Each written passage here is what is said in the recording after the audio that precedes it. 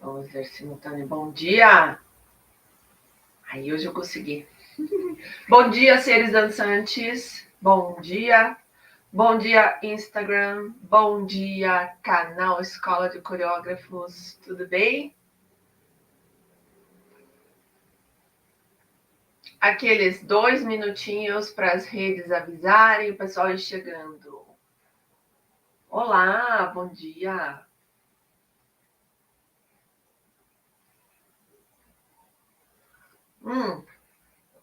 Eita, deixa eu ajeitar. Hoje eu não esqueci aqui minha bebidinha, porque eu falo, a garganta fica seca.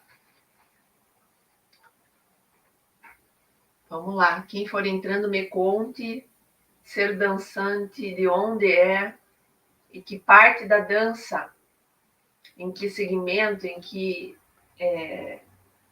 lado da dança você atua? Você atua no palco ou backstage? Você é professor, você é bailarino, você é coreógrafo?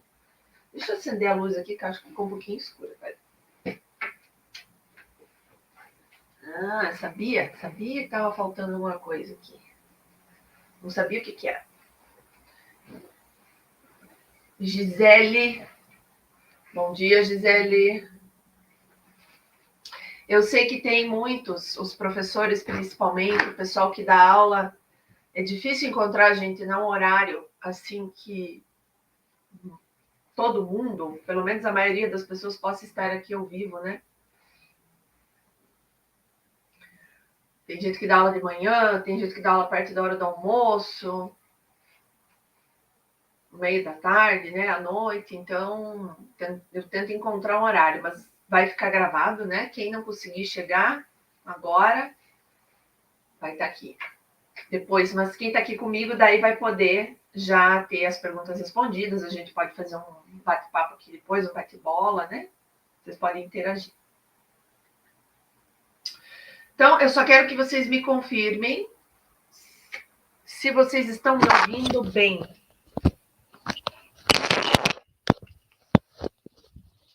Esse aqui é especial para o canal, tá? Então, vamos lá. Seres dançantes queridos, bom sábado. E hoje eu vou falar sobre um tema bastante polêmico. Que história é essa, Juliana? Carreira na dança acaba aos 30. É verdade ou não? Bom, esse tema é bastante polêmico, tá? Né, no mundo da dança aí, para quem tá nesse rolê, quem é apaixonado, quem gostaria de fazer isso a vida toda, né? E hoje nós vamos discutir aqui se é verdade, se é mentira, o que, que vocês acham, o que, que vocês têm para você aí. Guardem aí, depois a gente discute junto, tá? E eu trouxe esse tema de propósito, por ser polêmico justamente, mas não no intuito só de levantar polêmica, mas ver o que, que a gente pode fazer com isso. Se isso for uma verdade, o que, que a gente ganha nesse rolê aí? O que, que a gente pode fazer para continuar na dança, tá?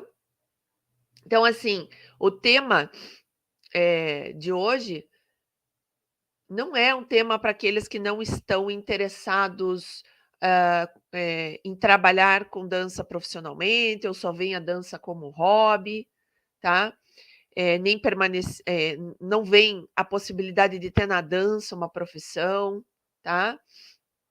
Não, tá? Isso é para quem realmente se sente atingido com essa questão do limite etário na dança, e acerta muitas pessoas em cheio, especialmente a partir dos 30, 35, né? Hoje até a gente consegue ir mais longe como bailarino, bailarina profissional, mas ainda assim a gente sabe que tem uma limitação, né?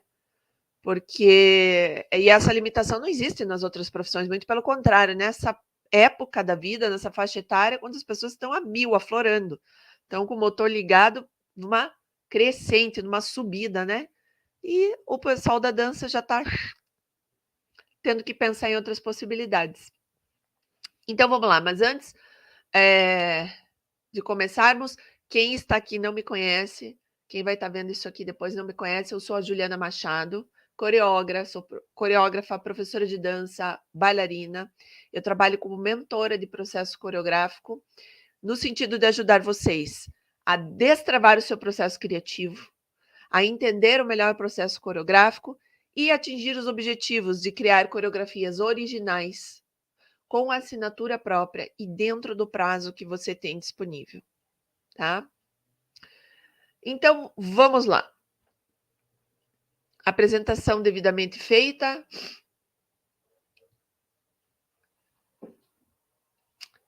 O que vocês acham? Esse tema é uma oportunidade ou não é? Essa conversa aqui, essa aula explicativa. Eu acho que é, né? É uma oportunidade por si só da gente não debater sobre o assunto. Isso não precisa ser debatido, né? Mas eu acho que é uma oportunidade no sentido da gente encontrar outros caminhos caso a gente atue na dança profissionalmente como bailarino, como dançarino. Por quê? Eu lembro que certa vez eu já comentei sobre isso e teve um pessoal que, nossa, reagiu com o fígado. Ou seja, ficou raivoso, ficou indignado, mas, gente, não, esse tipo de reação não adianta, a gente tem que encarar os fatos. É claro que quando eu falo que a carreira na dança acaba aos 30, na faixa dos 30, além de ser controverso, hoje em dia, a gente sabe que com o avanço na medicina, com a consciência de como cuidar do corpo, da mente, do espírito, as pessoas estão indo mais longe, né? Vejam, por exemplo, quem me vem na cabeça, assim, sempre como exemplo, é a Marianela Nunes. Quem não é do meio do clássico, Marianela Nunes é uma bailarina argentina, uma das primeiras bailarinas do Royal Ballet de Londres. Ela, se eu não me engano, ela está a ponto de fazer 42. 41, 42. E ela está no auge físico dela, ela está linda. Claro, sempre vem numa crescente de trabalho, nunca parou, enfim. Mas a gente já conseguiu aí ganhar uma década quase nessa realidade aí. E por que existe essa limitação? Porque bailarinos, dançarinos profissionais, aí eu não estou só falando de balé clássico, eu dei um exemplo no balé clássico, mas para os outros estilos de dança também. Eles atuam de uma forma muito intensa. Eles são atletas, como atletas, o corpo é muito exigido. Eles têm que trabalhar num desempenho muito alto, muito fora do normal. Então a gente sabe que há um desgaste natural do corpo. Atletas, né, de triatlon, de natação, enfim, qualquer atleta, né, gente que pratica esporte de forma profissional, a gente sabe que se machuca bastante, se lesiona bastante, porque exige do corpo além, né, numa dose muito constante. Tá indo sempre mais e mais e mais e mais. Tem que fazer um trabalho mental muito forte, porque muitas vezes é a mente que leva o corpo, né? A pessoa tá ali, tá com dor, tá com lesão, mas a pessoa persiste ali, não, eu vou seguir, eu posso mais. Às vezes está no palco dançando com a base de analgésico, ou nem sente muita dor ali na adrenalina do palco da apresentação, mas depois que sai, sente tudo. Quer dizer, o corpo é muito exigido. E a gente sabe que para manter esse alto nível de performance, não é uma coisa fácil e não é uma coisa que o corpo aguenta muito tempo, tá?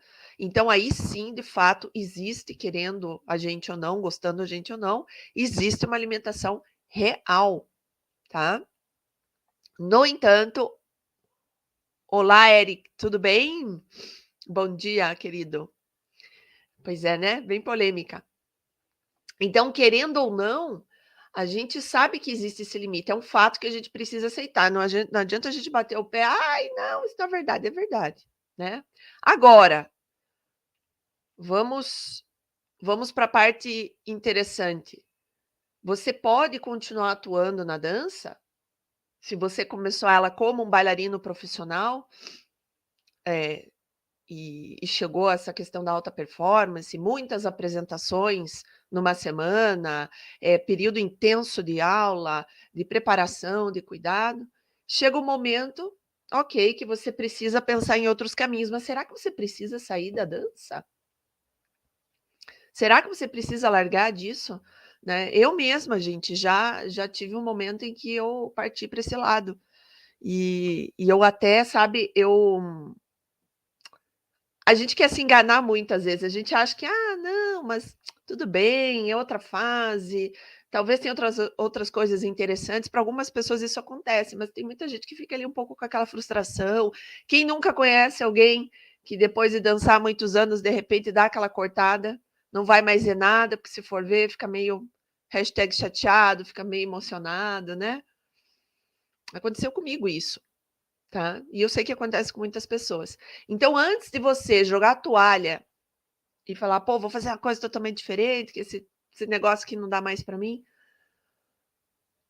pensa melhor, porque existem possibilidades e às vezes a gente não para para pensar, ou a gente não sabe que existem várias possibilidades.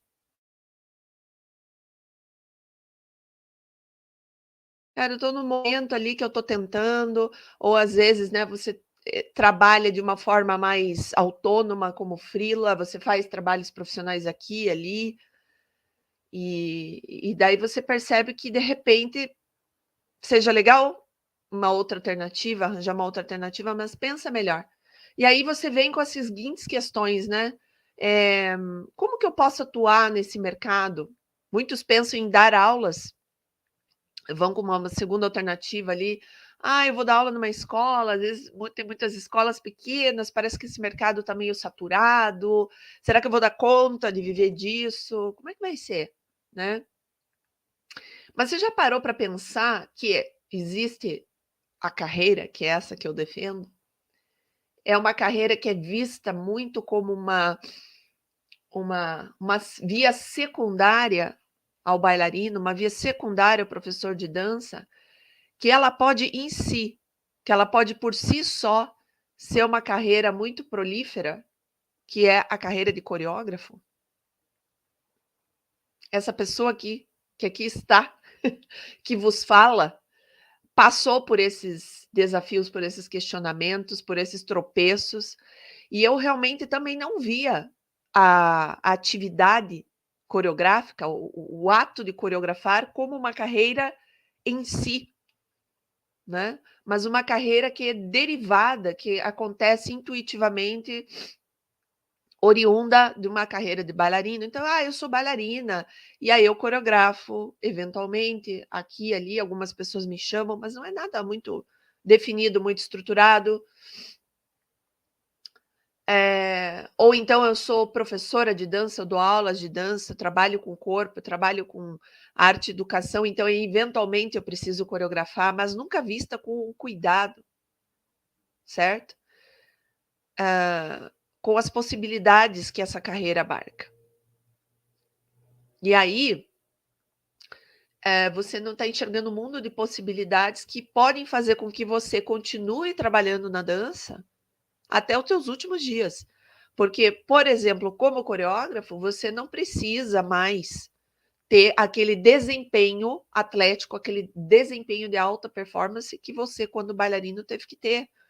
Ou que talvez, você deveria ter e não teve. Por exemplo, tem muita gente, e eu já vou citar alguns nomes, já vou contar algumas histórias aqui, de gente que, se deu muito bem nessa área da coreografia, e não necessariamente foi um bailarino, um dançarino de alta performance, foi uma pessoa muito expressiva enquanto bailarino, tá.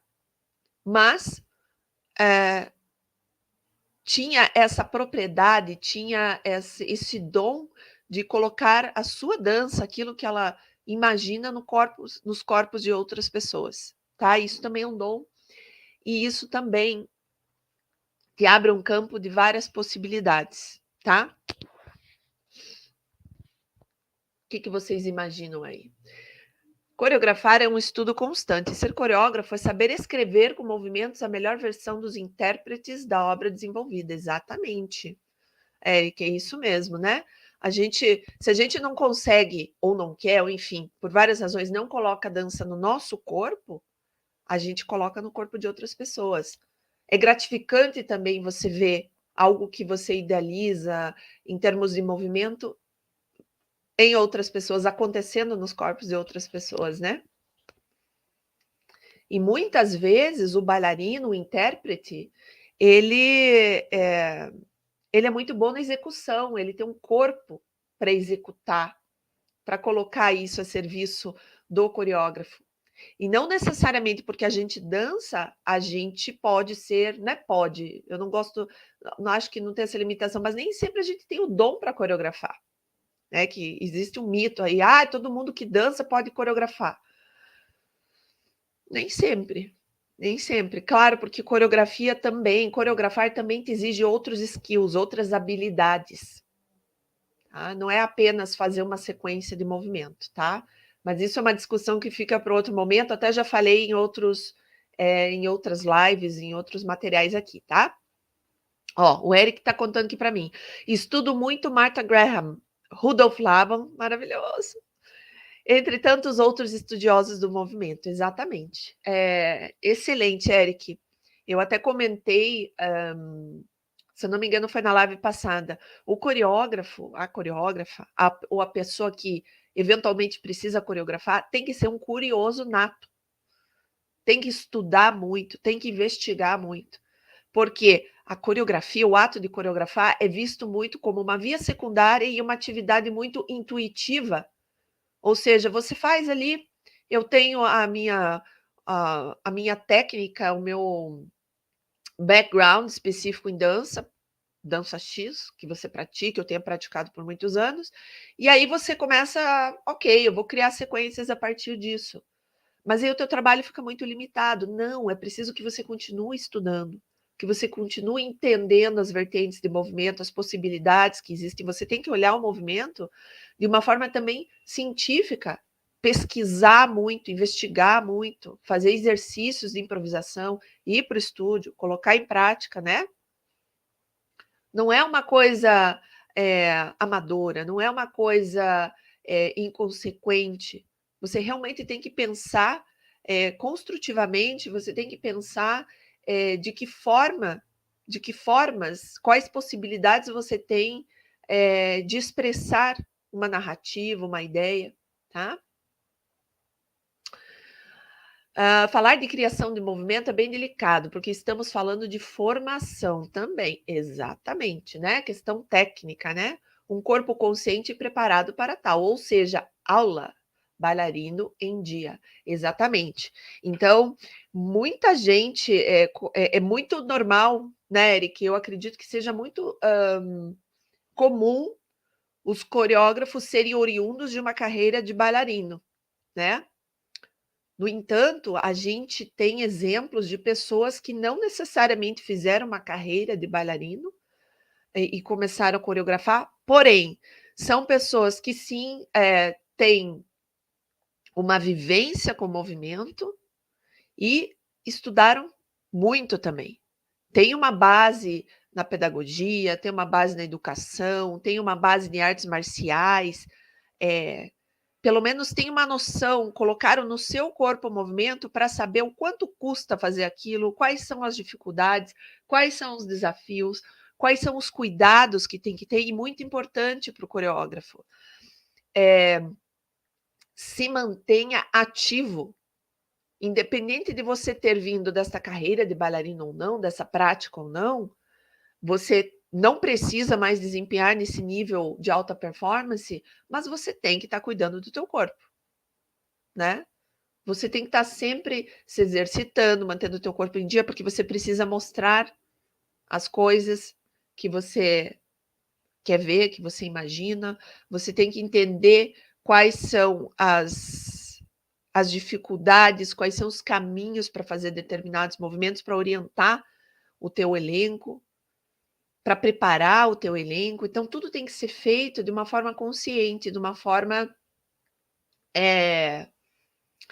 intencional e naquilo que cabe improvisação, também você saber dirigir aqueles bailarinos, dirigir aquele elenco, né?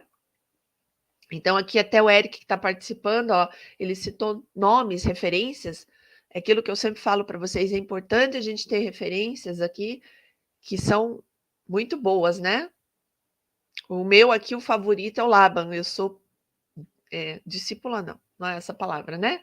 Eu sou formada pelo Laban, no Laban, lá em Londres, e realmente a forma de ver o movimento, a forma de enxergar as possibilidades é muito ampla e te traz essa visão cuidadosa, essa visão planejada, preparada, observada com carinho do movimento, tá? Se a técnica está coerente com o nível do elenco, exatamente. A gente tem que saber o que a gente pode extrair daquele elenco, né? Até onde a gente pode ir, quando a gente pode puxar mais, quando a gente pode ir além. Isso é uma característica que a gente vai desenvolvendo à medida. A gente tem que sacar, na verdade, muito rápido, mas vai se ficando cada vez mais maduro, você vai ficando com o olho mais clínico para entender até onde você pode ir com um determinado elenco ou não, em função da maturidade corporal e também comportamental dos bailarinos, né? E do tempo que você tem, das circunstâncias, daquilo que esperam de você, daquilo que você, para aquilo que você foi contratado para. Então, tem uma série de questões aí do o contexto que você está ali inserido num trabalho para você levar em consideração, né? Então, ok, Juliana, você está me convencendo aí que essa carreira de coreógrafo realmente é interessante. Eu posso continuar dançando por meio dos corpos de outras pessoas, eu posso fazer isso até o fim da vida. Tá, mas e aí? Eu estou enxergando aí a dança, mas eu acho que a dança talvez seja um campo muito limitado. Vamos por partes. Então, pense. Você está analisando com carinho aí essa possibilidade. Então, você ama estar neste mundo da dança e aí a coreografia é uma possibilidade, tá? Como é que você pode atuar ali na dança, na área da dança em si? Então vamos lá, vamos já fazendo um checklist. Para alguns isso vai ser óbvio, para outros não tão óbvio, né? Então vamos lá. Já volto ali para você, tá, Eric? Obrigada pela tua contribuição.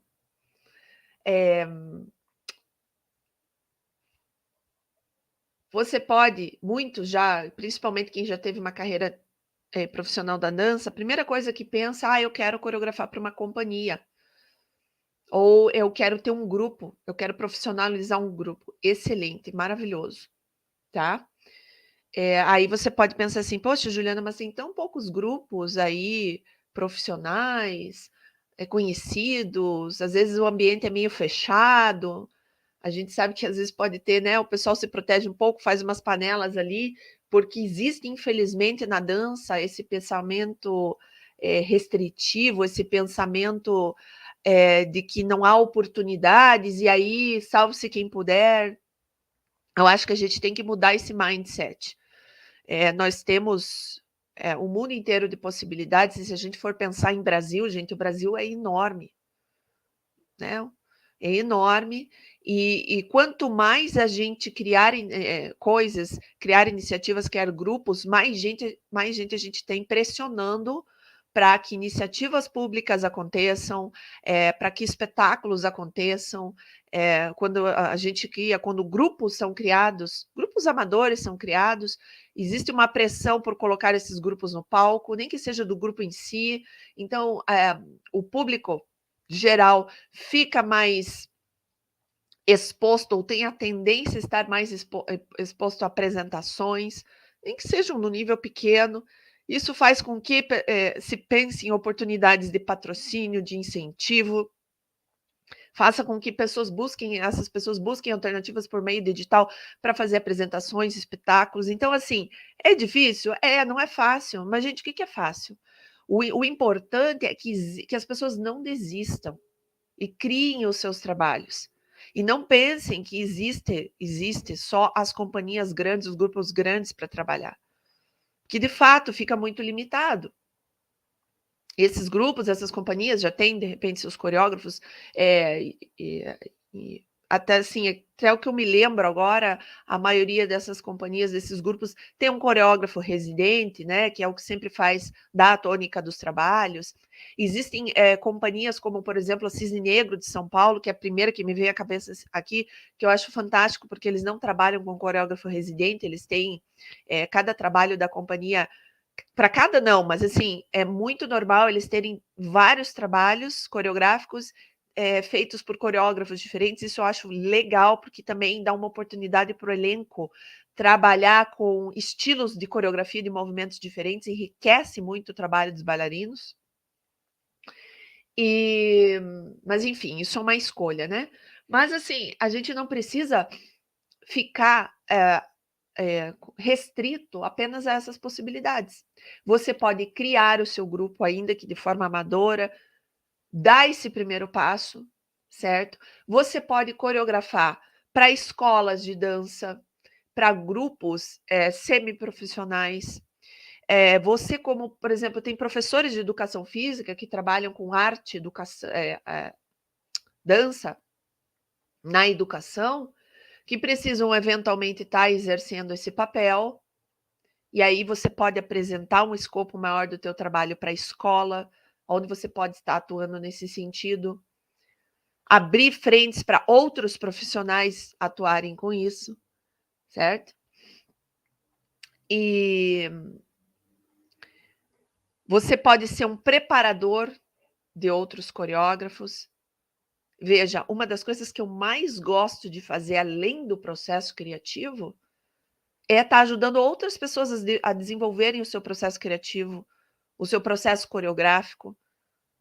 Porque isso é uma coisa que eu, quando comecei, eu me questionei muito. Eu falei, nossa, mas como é que esse pessoal cria?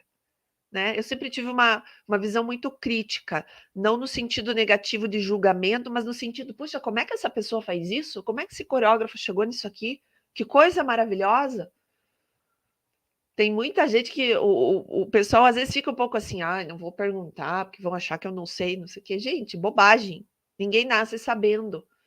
Então, assim, quanto mais a gente falar a respeito, quanto mais a gente trocar experiências e buscar referências, mais as pessoas desenrolam e mais rápido, certo? Então, às vezes fica um mistério, aquela coisa fechada, ninguém fala sobre o processo mais abertamente ou só abre com algumas pessoas. Existe essa vertente, essa possibilidade, tá? Agora, saímos da dança. Beleza. Onde mais você pode trabalhar como coreógrafo, ganhar o seu dinheiro, né? Vamos falar disso também, que às vezes esse assunto é um tabu, ganhar dinheiro, pagar as contas, os boletos, né? Porque senão a gente não consegue ficar na profissão. Onde mais você pode atuar como coreógrafo? Já pararam para pensar, por exemplo, no teatro? E aí, quando eu falo teatro, eu digo numa forma ampla. Você pode preparar atores. Os atores, quando vão construir personagens, eles precisam de um trabalho de corpo. O personagem, nós, como personas, como. Peçam para um amigo imitar vocês aí no seu trejeito, no jeito de falar, no jeito de gesticular. Hoje eu estou bem gesticulativa aqui, já notei. Tem dias que eu estou mais quietinha, corporalmente falando. A pessoa provavelmente vai te imitar na forma como você se movimenta, como você se gesticula, como você anda. Eu faço um exercício muito legal, eu também, eu trabalho com Laban para atores, tá, gente? Então, ajudando no sentido de construção do personagem consciência corporal. Eu faço um exercício que é bem legal, que é você fazer a pessoa andar com diversas partes do pé, apoiando apenas específicas partes do pé, tá? E vocês não sabem a diferença que dá na forma de você caminhar, o teu corpo inteiro como muda quando você está alterando e alternando as formas como você caminha, como você apoia o peso do teu corpo. Só ali você já vê 3 ou 4 personagens diferentes, tá? Então, assim, o ator quando vai construir o personagem, ele se baseia em muitas coisas. Alguns colocam até já começam a trabalhar um pouco o estilo da pessoa se vestir. Ah, eu vou vestir um elemento aqui, esse personagem usa chapéu, ele fuma charuto, ou ele anda com uma chave pendurada, com chocalho, sei lá. Já vai incorporando aqueles elementos para entender, para ver como é que aquele personagem pode pensar, pode ver o mundo, quais são os trejeitos de corpo que ele usa para mexer, para se movimentar com aqueles badulacs que ele usa. Ele já começa a estudar a forma de caminhada. Por isso que eu sempre digo, gente, eu faço esse exercício de vez em quando também. Eu vou na rua e começo a observar as pessoas. Quais são os trejeitos que elas têm, como é que elas se movimentam, como é que elas interagem com o ambiente e com as pessoas ao redor dela, com a arquitetura urbana, com o mobiliário urbano. Tudo isso fala sobre elas, fala sobre o personagem, fala sobre o movimento. A gente vê possibilidades de movimento diferentes ali. Então, você pode trabalhar como coreógrafo de movimento, observando, ajudando a criar personagens, não só sugerindo exercícios para a pessoa, para o ator encontrar o personagem dele, mas também movimentos que ele possa inserir para construir, para deixar aquele personagem mais único para a audiência, tá? Para a plateia, para passar aquilo que ele tem que passar. Continuando, dentro das artes cênicas, do drama, né? Da parte dramática, né? De encenação, atuação. Você pode trabalhar com os atores. Hoje em dia, nós temos o cinema. Desculpa, o cinema não. Dentro dessa área do cinema, nós temos os streamings, que felizmente se multiplicaram aí. Nós temos várias opções aí, várias produções rolando, felizmente no Brasil, né? Principalmente ali no eixo Rio-São Paulo, mas produções de várias áreas, em que você tem todo esse campo fértil para coreografar, não só para preparar esses atores, mas para coreografar cenas específicas. Que tipo de cena, Juliana, que eu posso coreografar no mundo do cinema, no mundo dos streams? Você pode uma cena de dança, se for uma obra de época, um baile, tem valsa, tem foxtrot, tem, se for mais recente, dança dos, sei lá, uma cena de um bailinho, de um encontro, que as pessoas, sei lá, dançam uma dança de salão. Eu esqueci, estou tentando lembrar aqui aquela dança dos anos 60. Ai, meu Deus, esqueci. Indo mais para trás, foxtrot, anos 20 lá, se eu não me engano. Você tem essas cenas que podem acontecer, que você pode estar coreografando de dança, cenas de luta, de briga, eles utilizam muito coreógrafos. Cenas de sexo, gente, essas cenas também precisam, não sei se todas, mas é comum sim. Eu, quando morei na Inglaterra, eu conheci produtores, eu conheci gente que trabalhava como figurante, por exemplo, no Game of Thrones, e estava contando, não, tem um coreógrafo lá de plantão. A parte das cenas de luta, de espada, artes marciais. Ah, Juliana, essa não é minha praia, mas pode ser, você já não pensou nessa possibilidade? Ou talvez você não precise ser um lutador de artes marciais, mas tem a questão do movimento. Enfim, aí depois a criatividade rola com você. Mas tem isso também. Olha só essas 3 vertentes. E dentro dos bailes lá, você tem vários tipos de dança que você coreografa. Começa a observar, isso eu já faço há muito tempo, mas de repente você não tinha se atentado para isso. Comece a observar quando você for assistir um filme, no final, sabe os créditos? Ninguém tem paciência para assistir. Gente, eu sou a tipa que lê os créditos. Eu gosto, sei lá, de ver o nome dos profissionais, ver lá se tem algum latino-americano, principalmente nessas produções grandes e tal. E eu vou procurar, principalmente, sabe o que eu vou catar lá? Coreógrafo. E eu sempre acho, gente. Às vezes está coreógrafo, às vezes está direção de movimento. Dá uma olhada lá, vê o que você acha. Ai, Juliana, mas esse mundo é muito longe. Não é, gente. Hoje em dia tem os streamings. Aí vai da tua também, da tua coragem, da tua cara de pau, da tua competência, do teu preparo, de ter um portfólio em mão, pronto, ir atrás desse pessoal, fazer contato e, ó, tô aqui, esse é o meu trabalho. Tem que estar preparado, preparada, né? Não pode deixar para cima da hora. Que esse também é um outro ponto que eu já abordei. Mas esse, ó, segunda vertente, cinema, streamings. Ah, dentro do teatro esqueci de um, teatro musical. Esse é meio óbvio, né, gente? Mas vamos lá. Às vezes as pessoas não se atentam. O que tem de teatro musical? E precisamos de coreógrafos ali. Né? Rio e São Paulo, meu Deus, tem muita produção. Será que não tem um espaço para você lá? Será que não é legal? Você, em vez de pensar só na dança para bailarinos e para companhias de dança, mas de repente você pode se especializar, você pode voltar o teu trabalho, a tua atuação para teatro musical, por exemplo, né? Tá? Ai, gente, esqueci, ó, tem tanta coisa que até eu vou esquecendo. E o Eric até pontuou aqui, muito bem lembrado, Eric, voltando lá dentro da dança, faz uma voltinha lá.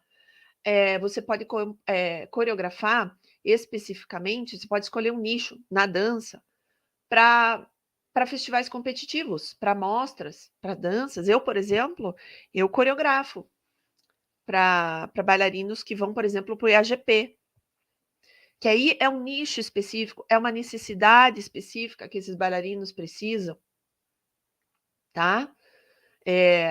Mostras competitivas, esses festivais, nossa, tá cada vez mais difícil, né, criar coisas legais, porque o pessoal é muito bom. Aqui no Brasil a gente tem gente muito boa, gente muito qualificada. Eu morei alguns anos lá no Reino Unido, eu vi muita coisa, eu vi coisas lindas, maravilhosas, mas também aquilo me fez ver como aqui no Brasil a gente tem talentos, a gente tem coisa boa. O duro é essa síndrome de vira-lata que o brasileiro tem, tá?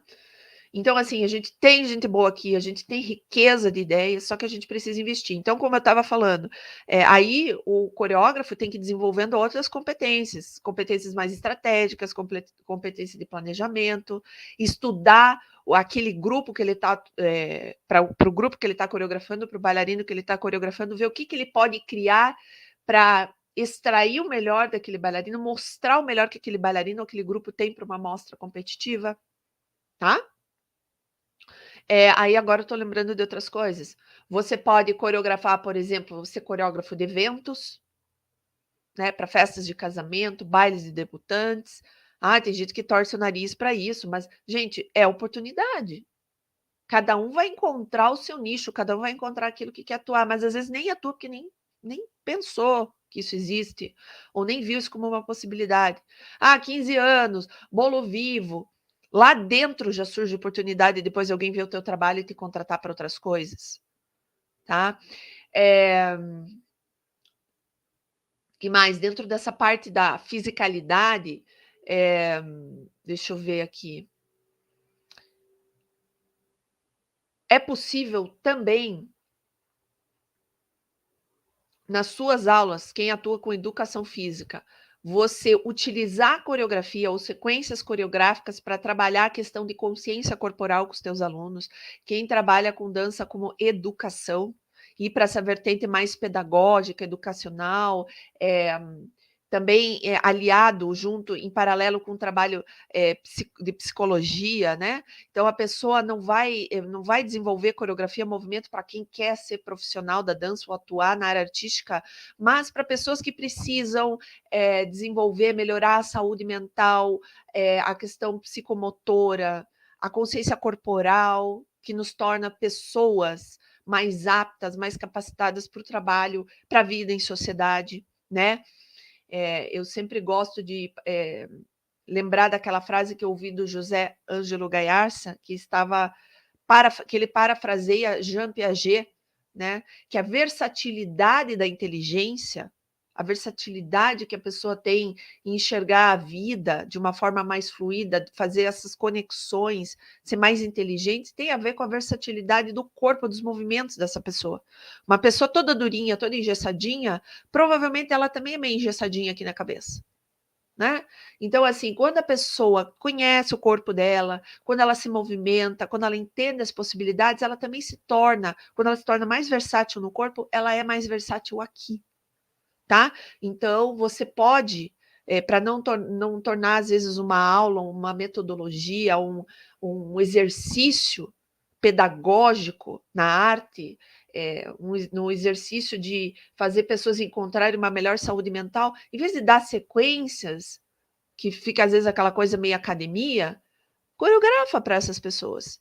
E isso vai ser um puta diferencial no teu trabalho, que você pode agregar no teu currículo e te abrir mais portas, tá? Olá, olá, olá, atenção. Aí onde é que eu tinha parado? Eu tava lá nos streamings, né? No cinema, nos streamings, no teatro, nos musicais, era isso. Que mais aqui? Eu até fiz uma anotação, deixa eu olhar, porque... se não esqueço, né? Tem tanta coisa. A área da música, você pode coreografar para bandas, para cantores. Hoje em dia também se faz cada vez mais clipes de música. Juliana, mas a Beyoncé... Não tem só a Beyoncé lá fora, não são só esses grandes músicos, mas temos grandes músicos aqui no sentido de...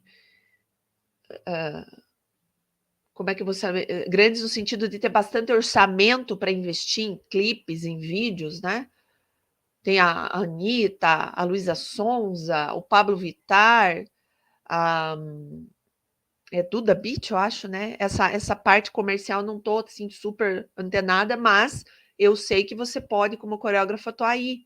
Existe um coreógrafo, o Flávio Verne, que é jovem e tá bombando aí coreografando para esses artistas, porque esses artistas fazem clipes, né? Bastante, tem muito os áudio, videoclips. E, enfim, é isso. Eles têm a oportunidade de ter o trabalho deles aí mostrado para um número enorme de pessoas, dá muita visibilidade para eles, e é outro segmento que você pode coreografar. Tá? O Flávio Verne é um nome. Que mais? Tem outros nomes aqui que eu vou chegar até para exemplificar para vocês melhor. As cenas do cinema, por exemplo, de lutas, precisa de coreógrafos. Eu não sei se vocês sabem, mas um exemplo disso, um dos coreógrafos da Beyoncé, eu não sei se ele é ainda, eu acho que não, mas foi por vários anos da Beyoncé, ele é o Brian Tanaka. Ele era lutador de artes marciais, de taekwondo, não sei. Tá? E ele começou, gente, a carreira dele da dança na NBA. Vocês sabiam que a NBA, eles contratam bailarinos, gente para dançar no início dos jogos? Sabiam disso? E se tem gente dançando, tem gente o quê? Coreografando, tá? E aí ele entrou como dançarino, se apresentando nessas aberturas dos jogos da NBA. E ele disse que não tinha experiência com dança, mas ele tinha com movimento, dança, artes marciais. E aí ele foi se desenvolvendo, se apaixonando por dança. E apenas 10 anos, gente, porque quem é da dança sabe, 10 anos ele é um susto, um pulo. Ele estava coreografando para esses grandes artistas, Beyoncé, por exemplo, né? Existe essa ligação, essa questão, essa fisicalidade forte das artes marciais com a dança, né, gente? Então vocês vejam, não necessariamente foi alguém que passou anos com dança, se profissionalizando, dançando em teatro, em palcos, fazendo fouetté, né? Fazendo rolamentos, trabalhando em diversos níveis aí, dança contemporânea, balé clássico, não. Mas era alguém que tinha essa fisicalidade muito forte, proveniente das artes marciais, um conhecimento de corpo, ritmo, disciplina e apesar da curta carreira na dança, já partiu para coreografar para gente grande, tá? Brian Tanaka. Depois procurem lá se vocês quiserem. Então você veja, tem exemplos fora do Brasil, no Brasil, de gente que começou com dança, gente que não começou com a dança, tá? Vocês sabiam, por exemplo, também, vocês já repararam, por exemplo, nas oportunidades, essas são assim, talvez menos comuns, mas também são oportunidades, são nichos, tá, gente? Vocês têm que pensar um pouquinho, ter um olhar um pouquinho mais estratégico também, tá? Tem nichos, segmentos de mercado para você atuar como coreógrafo pouco explorados. Vocês sabiam que você pode coreografar paradas militares? Vocês já viram uma parada militar? Como é todo aqueles passos, talvez não tenha tanta liberdade, né? No corpo, mas as formas que eles precisam fazer, a contagem dos passos, a exatidão dos passos, as formas geométricas que eles fazem, os deslocamentos, isso aí tem uma puta de uma coreografia, né, gente? Já não repararam nisso? Eu toda vez que vejo essas coisas eu reparo. Eu morei em Londres, né? Morei no Reino Unido. Então, lá, essa temática da família real é normal. Mesmo que você não seja muito ligado nisso, em algum momento aquilo entra na tua vida, você observa. E aí, teve a coroação do rei Charles, teve lá os casamentos reais, aí eu gosto de ver e eu observo ali o cortejo fúnebre da rainha Elizabeth. Vocês viram a beleza que é aquela sincronia dos passos, aquelas formações, dos soldados ali, os tempos para fazer toda aquela coreografia, toda aquela cerimônia. Será que aquilo ali não tem um coreógrafo, gente? Hum? Talvez a pessoa nem tenha esse nome, mas é uma coreógrafa, é um coreógrafo, tá? Inclusive, não sei se o Eric tá aqui ainda, mas o Laban, o Laban é filho de pai militar. O Laban, não sei se eu posso dizer que exatamente começou, mas também ele teve o trabalho com o grupo dele profissional, ele coreografava para paradas militares, tá? Laban, Rudolf Laban. Tanto que ele foi convidado pelos nazistas para coreografar a abertura dos Jogos de Berlim. E aí, enfim, esse é um outro rolê, mas ele começou a trabalhar para os nazistas, embora lá torcendo um pouco no nariz, que ele não, como é que eu vou dizer assim, ele não é compactuava, ele não era afeito à ideologia nazista, né? Mas ele recebeu esse convite em função de que ele já tinha realizado trabalhos coreográficos para paradas militares. E aí tem os Jogos Olímpicos, que tem as aberturas, tem os shows, tem muito show hoje em dia, gente, na televisão, ó, eu voltando, eu vou e volto, porque vai vindo na minha cabeça aqui as ideias. Tem os shows na televisão, tem o X Factor, tem Dança dos Famosos, tem uma série de programas aí que você pode atuar como coreógrafo. Tem esse aspecto de espetáculos aí ligados a ações governamentais, né? Então, posses, cortejos fúnebres, posse de presidentes, coroações de reis e rainhas. Eu sei que ele é um pouco mais restrito, tá? Mas existe isso. Na NBA, nos Estados Unidos, antes dos jogos, tem essas coreografias, tem essas aberturas. Então, pô, para e pensa. Ah, Juliana, vou ter que ir para os Estados Unidos. Vai, ué. Vai. Ou quem sabe a gente comece a fortalecer essa iniciativa aqui. Por que a gente não pode fazer aqui também? Tá? O que mais aqui?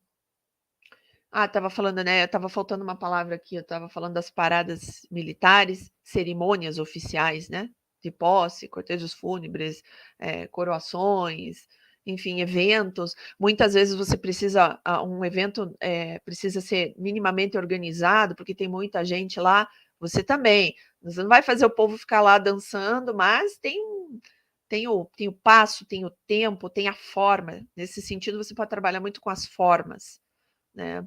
Inclusive, tem coreógrafo também para nado sincronizado, Jogos Olímpicos, né? Que eles têm que fazer, tem os passos específicos que você tem que mostrar, mas tem que ter aí uma beleza, uma elegância na junção dos movimentos. Você também pode ajudar a interferir aí se você conhece alguém ligado a essa área, tá? Olha, tem, eu posso estar esquecendo alguma coisa aqui, mas vocês já viram como tem coisa? Tá? E aí, é claro, é importante você entender o valor desse trabalho, se posicionar nesses nichos e saber vender o teu trabalho. É muito importante, tá? Porque para que as pessoas enxerguem a oportunidade naquilo. Enxergue, pô, isso é importante e tem um profissional aqui especializado nisso, tá?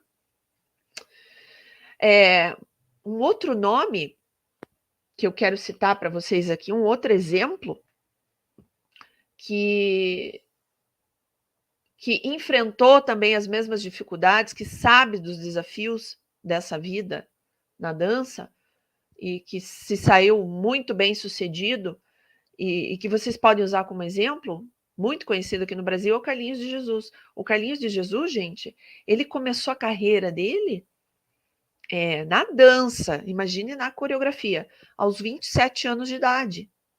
A formação dele é pedagogia. Ele foi funcionário público, gente. E é Carlinhos de Jesus. E depois veio a coreografar. Foi partner da Ana Botafogo, dançou com um monte de gente, criou várias coisas. Quer dizer,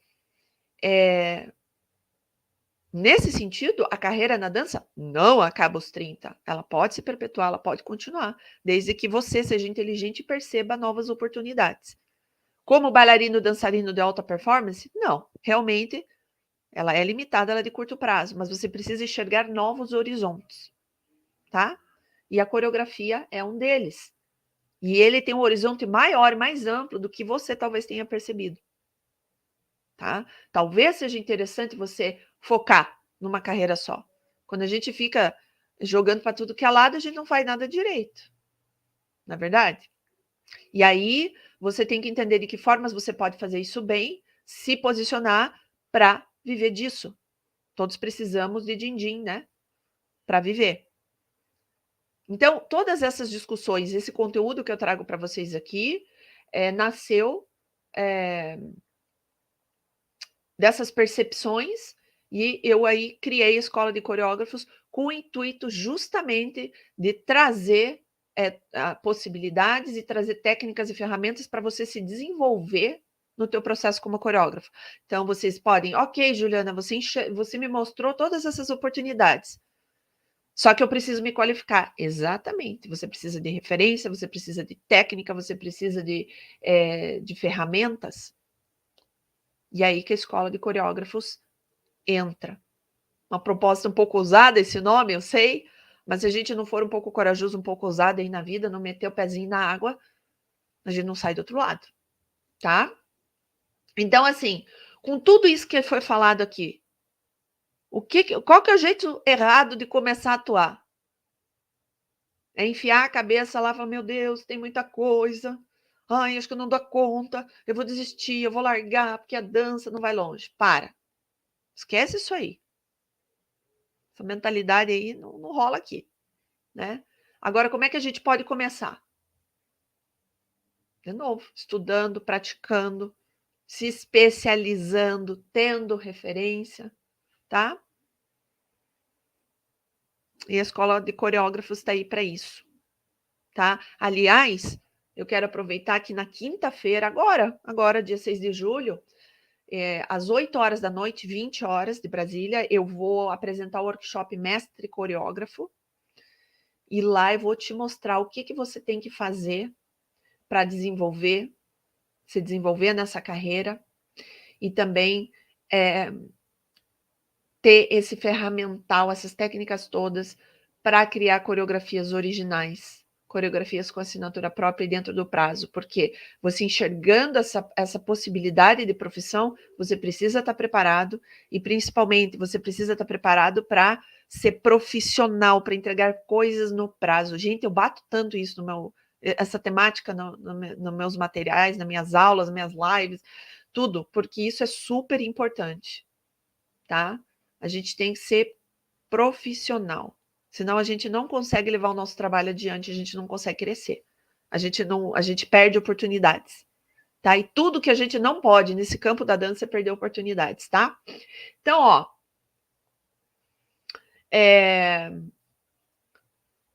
e outra coisa que é importante que eu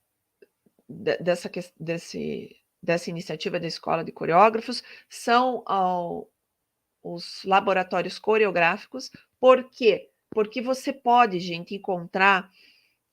Tem muito material nas redes, tá? Nas redes, falo, sociais, na internet. Só que esses materiais são esparsos, são pedacinhos, um pouquinho aqui, um pouquinho ali, geralmente ensinando coreografias. Você não precisa que alguém te ensine uma coreografia, você tem que criar as tuas. Você tem que ter a tua assinatura. Mas vamos supor, você pega o material aqui ou ali de inspiração, mas você precisa de uma guia, tá? Você precisa de sequência lógica, você precisa de organização, de metodologia. Para você poder, você precisa saber técnicas e ferramentas, você precisa nomear, você colocar no momento apropriado, para daí, com a tua experiência, na tua técnica, na tua dança, naquilo que você desenvolve, reunir, conseguir concatenar tudo e fazer as tuas criações. Aí sim, sair fora da caixa, fora do quadrado, com toda a liberdade, tá? Então, se você procura material esparso, material na internet, você vai achar coisas interessantes, mas você não vai conseguir costurar. Você precisa conseguir costurar as coisas. Você precisa ter técnica e entender o sentido para saber daí onde você vai aplicar, como brincar. Vocês já repararam, só um grande profissional com muita experiência, que já estudou muito, seguiu muita lógica, muita regra, entende as regras do jogo, é que pode subverter as regras do jogo. Aí você brinca, você faz o que você quer, mas não sem antes conhecer, tá? Então, no laboratório, no CoreoLab, laboratório coreográfico, que eu também apresento lá no workshop Mestre Coreógrafo, dia 6 agora, eu mostro para vocês o que fazer, então, para chegar neste ponto em que você vai dominar essas ferramentas, dominar essas técnicas, onde você vai ter referências para fazer um trabalho coreográfico de valor, para construir o seu processo coreográfico. Tá? Isso que é importante. Eu quero te dar ferramentas para que você construa o seu processo coreográfico, a sua assinatura, a sua cara. Tá? E de uma forma assim que você já põe a mão na massa, tá? Não é para você ficar um tempão, não. É uma forma bem organizada que você já consegue ir aplicando no seu dia a dia, na sua realidade, para você não perder tempo, tá? Dá uma olhadinha ali nas minhas redes, nos meus vídeos. O pessoal que não entrou lá no canal Escola de Coreógrafos, dá uma olhadinha lá já tem vários materiais, tá? E também aplica, já vai aplicando as coisas que vocês veem lá, ali só tem uma amostra, uma pontinha do iceberg, mas vai aplicando e vai me dando o teu feedback aí. Como é que isso está te ajudando, se está te ajudando e como está te ajudando, tá?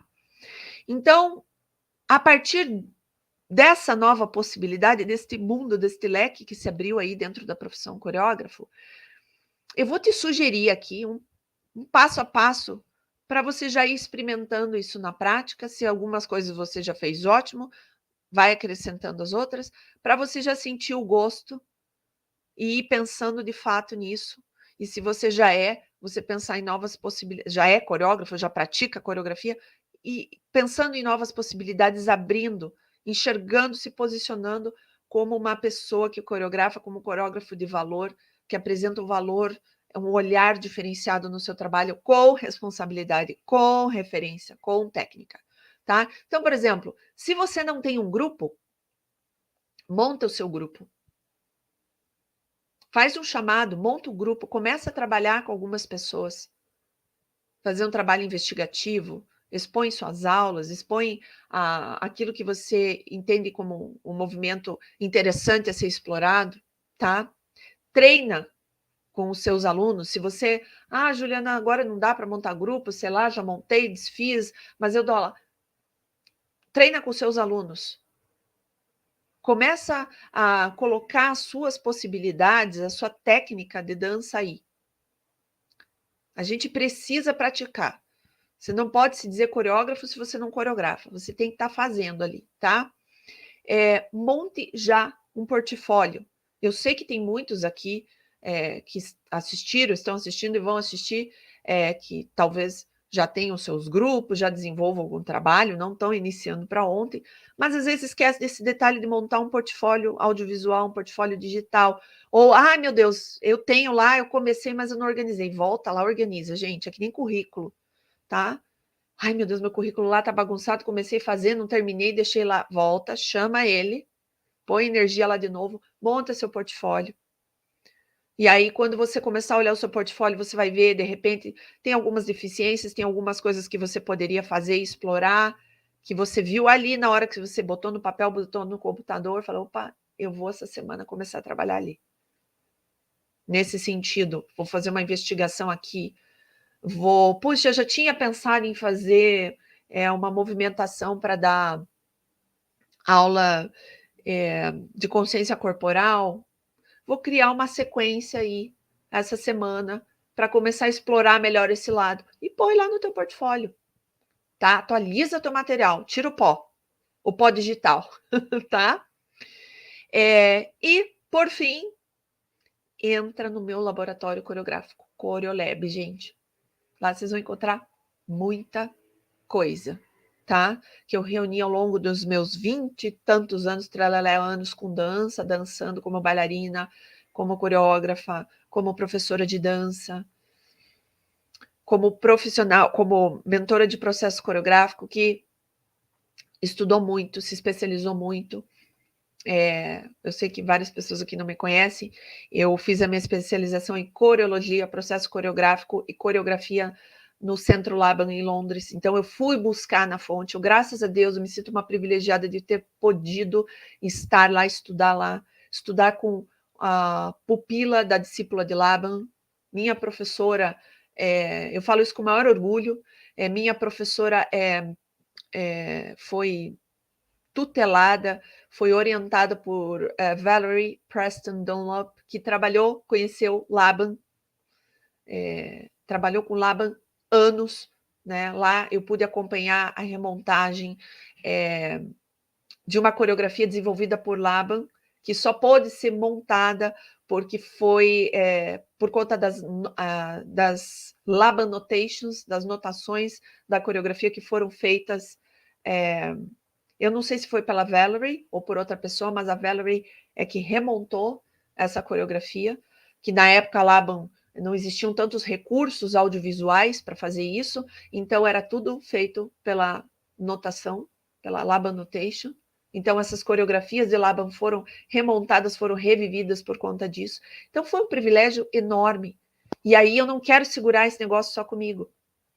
Eu vi ali muita coisa acontecendo, eu senti do meu processo coreográfico uma evolução, um boom assim, absoluto em função dessas referências, em função não só de Laban, claro, várias outras, até o Eric comentou aqui, Martha Graham, mas inúmeras outras referências que a gente tem que buscar, estudar, experimentar, colocar no nosso trabalho, ver o que funciona, o que não funciona.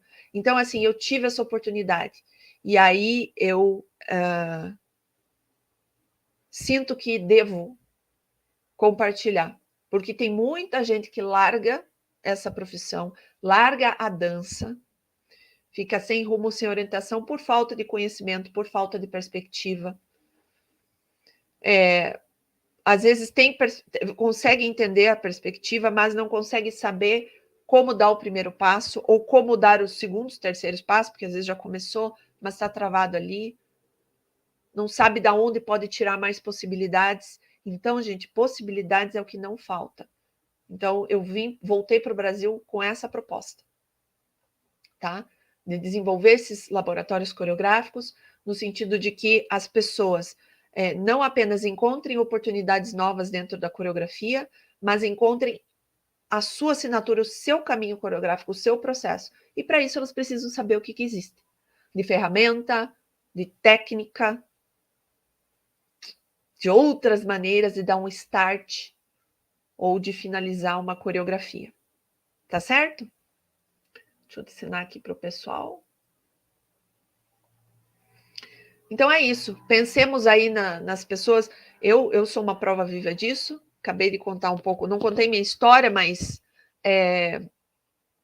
esse meu trajeto no sentido de vir de uma experiência de dança e daí partir para a coreografia, mas ter esse sentimento de que, puxa, talvez eu tenha que abandonar isso. E abandonei por um tempo, até que comecei a enxergar as coisas. Então, eu não quero que vocês levem tanto tempo para ter essas sacadas, para enxergar essas coisas. A gente precisa poupar esse tempo, afinal de contas, a gente não tem todo o tempo do mundo para cometer todos os erros, né, gente? A vida é curta, a vida passa assim. E aí também mostrei a história de outras pessoas consagradas aqui no Brasil e fora do Brasil, que começaram e também não começaram a coreografar a partir de uma carreira na dança. Começaram cedo e começaram tarde e foram bem-sucedidas, né? Falei no nome do Flávio Verne, que atua no segmento, no nicho coreográfico para música. Ele atua, se eu não me engano, tá, gente? Mas eu vi um pouco o trabalho dele, comercial, Rios, Vogue, né? Tem o Carlinhos de Jesus, que esse nome dispensa apresentações.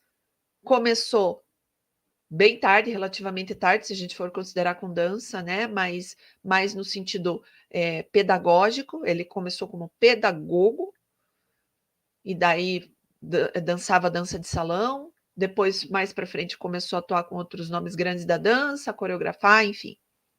Tá um nome super bem sucedido, brasileiro. E um exemplo fora do Brasil, que começou tarde, veio proveniente das artes marciais, Brian Tanaka, que foi, eu não sei se ele é ainda, gente, confesso que eu não sei se ele é, mas foi, por anos, coreógrafo da Beyoncé. Outro segmento também do showbiz, da música, e que leva para esse lado aí também desses grandes shows de dança na TV, né? Como, por exemplo, Dança dos Famosos, X Factor, se não me engano, tá? E aí ele nos deu uma dica lá, falando que ele começou, por exemplo, dançando por conta da habilidade que ele tinha em movimento nas artes marciais, mas dançando para espetáculos de dança antes dos jogos, na abertura dos jogos da NBA. Então, gente, o céu é o limite. Beleza? Então não esqueça, monte seu grupo, treina com seus alunos, atualiza teu portfólio, constrói já algumas coreografias essa semana aí no estúdio e entra no Coreolab Laboratório Coreográfico. Dia 6 de julho, 20 horas, vai ser online no canal Escola de Coreógrafos, gratuito, tá, gente? Os links para vocês se inscreverem, para acompanharem lá, estão no canal do YouTube, lá na capa. Só tá ali o link, você clica e se inscreve. Você pode ir lá. Ou aqui no Instagram, na minha bio. Tá bom? Deixa eu ver aqui. Deixa eu voltar um pouquinho, que eu sempre gosto de responder algumas perguntas ou alguns comentários aqui. Ai, meu Deus, deixa eu ver. O pessoal vai entrando, vai saindo, né? Eu sei que tem muita gente que está em aula, tem gente que foi para aula, tem gente que, enfim.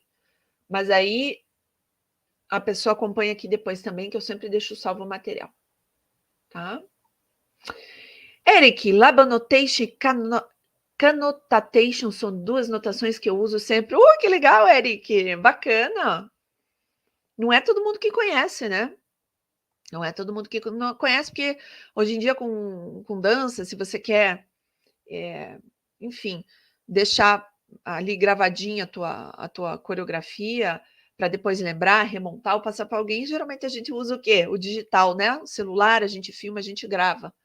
Porém, existem sim essas alternativas. Tem uma live que eu falo lá, eu não ensino ali, eu não mostro detalhes, eu não dou uma aula específica de Lab Annotation, mas eu comento sobre Lab Annotation, o que é, na minha live sobre Laban, tá? O arquiteto da dança. Mas legal. Muito bacana, Eric. Muito obrigada pela tua contribuição. Maravilhosa.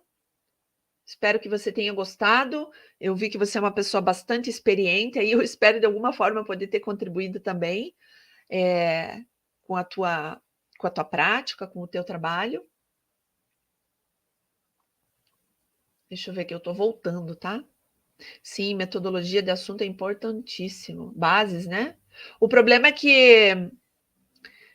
que a dança muitas vezes é vista como uma coisa assim, só entretenimento, não levada muito a sério. Agora, que as outras pessoas pensem isso ainda vá, mas quem é da dança não pode. Não pode pensar assim. Ai, Juliana, que chata, você só fala. Não, não é ser chata, gente. É claro que tem o lado do prazer da dança, tem a questão da alma e tudo. Mas se a gente não souber o valor da coisa, que tem que ser feito com responsabilidade, a gente não sabe vender, a gente não sabe se posicionar. E posicionamento é fundamental numa área onde todo mundo acha que é coisa de brincadeira, e não é.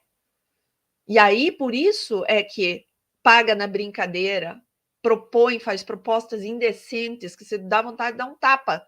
Você fala, escuta, mas essa é minha profissão. Quem nunca já ouviu a pergunta, você dança, você faz isso, que legal. Mas o que você trabalha? Quem nunca, gente?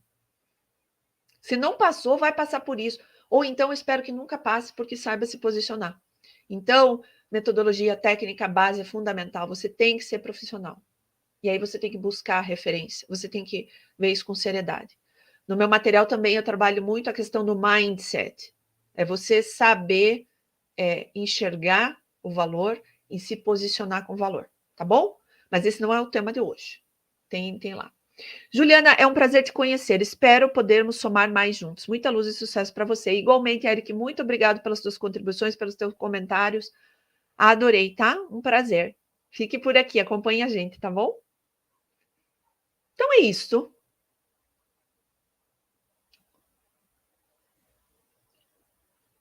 Deixa eu dar uma olhadinha aqui no canal. Até opa. É isso, minha gente. Se não tem mais perguntas, mais comentários, para quem está chegando agora, tinha muita gente que estava em aula, enfim, né? A gente sabe que as redes sociais hoje em dia tem bastante live, tem bastante competição por atenção das pessoas, né? Mas o conteúdo aqui dessa aula, dessa discussão, vai ficar salvo. Daí, quando você tiver o teu tempo, dá uma olhada lá. Se tiver dúvidas, comentários, assim como, por exemplo, o Eric, que super participou, foi um querido, trouxe muitas contribuições, deixa aqui embaixo que eu leio tudo, eu respondo para vocês, tá bom? Não sejam tímidos. Coloquem lá, sente o verbo, tá bom? Gente, espero que isso contribua muito, o assunto abordado aqui, as coisas abordadas aqui contribuam para a prática, para a profissão de vocês, para os caminhos que vocês vão escolher, para vocês pensarem um pouco em todas as possibilidades, esse mundo que se abre, que vocês não desistam desse caminho, caso alguns aqui estejam em dúvidas, tá? Outros que já estão nessa profissão aí, não desanimem, existem possibilidades, ouçam ali tudo que foi falado, todas as possibilidades e se preparem. Escola de Coreógrafos está aqui para isso. E dia 6 de julho, às 20 horas, online, gratuito, eu encontro vocês lá. Link na capa, aqui no canal, e link na minha bio no Instagram. Um excelente final de semana para vocês e nos vemos novamente semana que vem. Deixa eu dar um tchauzinho aqui para o pessoal do canal. Falou, galera. Brigadão. Até.